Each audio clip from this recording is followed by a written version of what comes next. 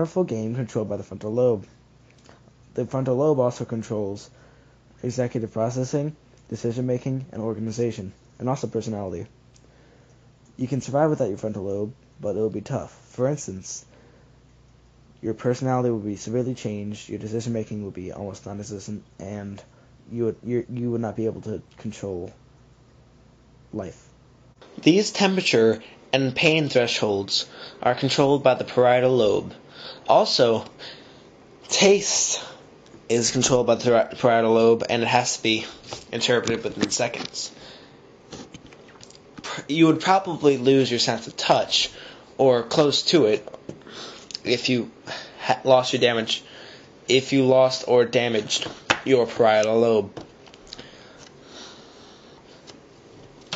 The image comes through the eyes, flipped. Then on its way to the brain, it reverses itself, so now the image is upside down and flipped around. So when it gets to the brain has a lot of work to do to flip it around and reverse it to the best of its abilities. The cones in your eyes see color. So if you lost your cones in some sort of disease or stroke, then you would only see in black and white. If you lost your rods, then a lot of things will not be very clear to you, and I don't think you would see.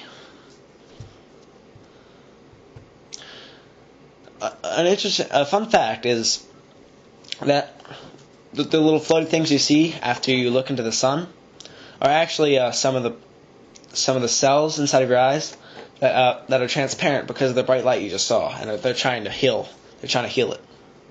The sounds come as vibrations into your ears.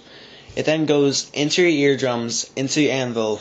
It vibrates the anvil, vibrates the hammer, and into another part of your ear where it finally stops and is interpreted by the brain.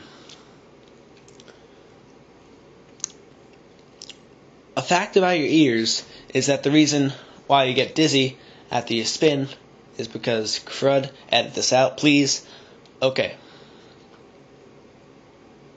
There is liquid in your ears that helps you stay balanced.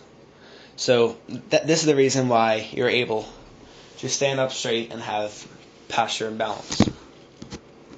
This is also why when you get dizzy, your ears have the fluid going around, so it doesn't really know when it is stable. But when it is, the liquid stabilizes and you're able to see straight and you're able to stand straight as well.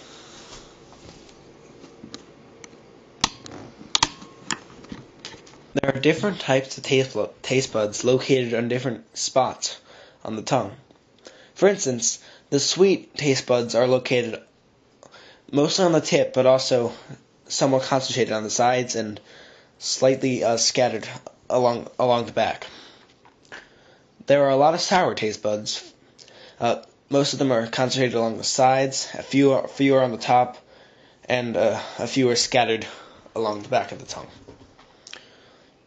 The salty has probably has the most out of all four of the different tastes. It has a lot along the back and the front. Not so much against the sides, but still a great amount in general.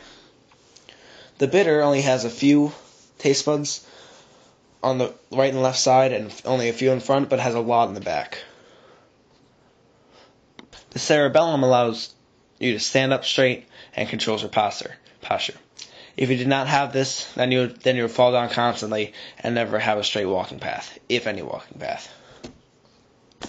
Your sense of touch is controlled by nerves in your skin, some of which are temperature nerves controlling your hair, nerves controlling the pain, and also nerves finding out what you touch.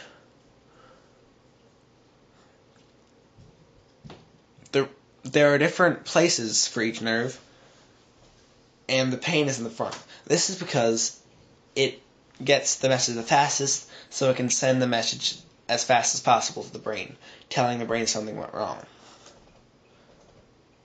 The heat, the temperature, and the hair nerve are lower because it does not need to receive the messages fast, but it still needs to receive the messages in general.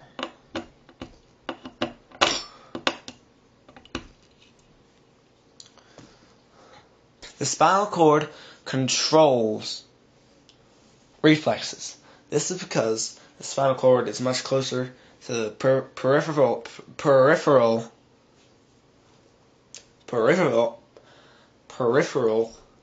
nervous system. Therefore, it can get to the message faster, and the body can react faster.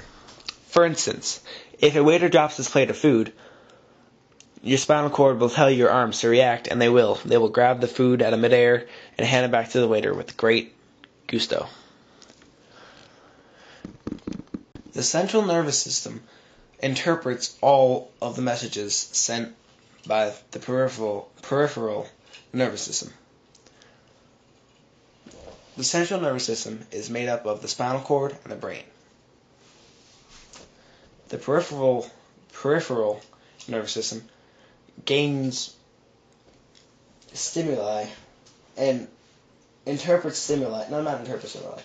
sends stimuli to the brain, where it then interprets it.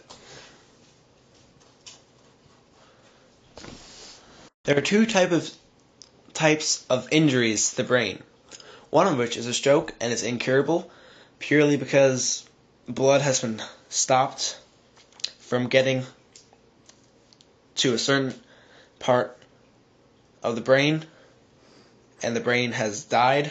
That part of the brain has died because of the lack of blood or oxygen. A bleeding part of the brain can be cured, but it's not very likely it's salvageable.